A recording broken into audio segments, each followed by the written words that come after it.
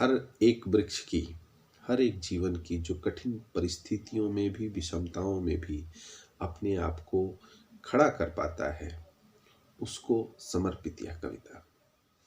नमस्कार।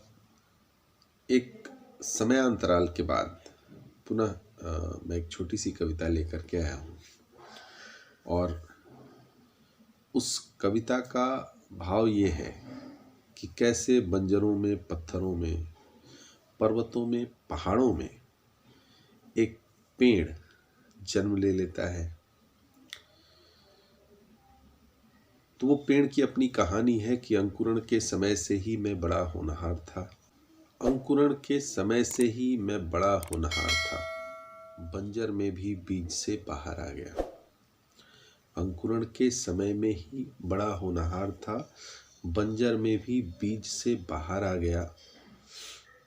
भला कौन सींचता है पत्थरों को, भला कौन सींचता है पत्थरों को, न जाने कौन से ओस की बूंद से नमी मिली, ना जाने कौन से ओस की बूंद से नमी मिली। पथराई औरुद जड़ों पर भी अनवरत मजबूत होते तने और फैलती शाखाएं। खड़ा हूं इन चट्टानी सीनों पर, खड़ा हूं इन चट्टानी सीनों पर, फैलाए अपने शीतल छांव की बाहें, फैलाए अपने शीतल छांव की बाहें। हर थके हारे पथिक को सुकून देता, हर थके हारे पथिक को सुकून देता।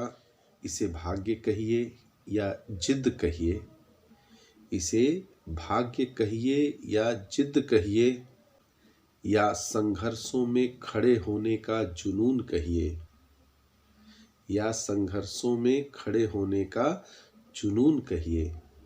निहारते हैं, सोचते हैं, लोग निहारते हैं, सोचते हैं, बल कहाँ से मिला इसे, किसने ताकत दी, बल कहाँ से मिला इसे, किसने ताकत दी। इन पत्थरों के सीने में भी बड़े रौब से, इन पत्थरों के सीने में भी बड़े रौब से, हर कठिनाई विपरीत परिस्थितियों, हर कठिनाई विपरीत परिस्थितियों की चुनौतियों को स्वीकार करता यह बलवान वास्तव में प्रेरक है। उन सारे प्रसंगों में जब नियति और भाग्य को कोसते हैं, अपनी दुर्बलताओं को छुपाते हुए, हालातों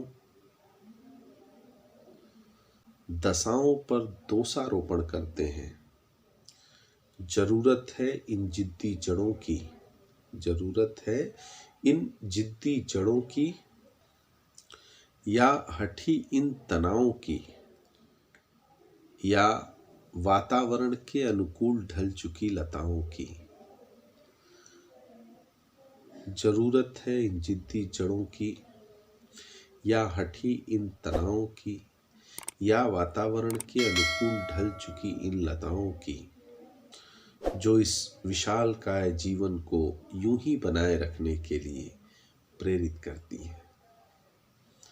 आशा है आपको कविता पसंद आई होगी। नमस्कार।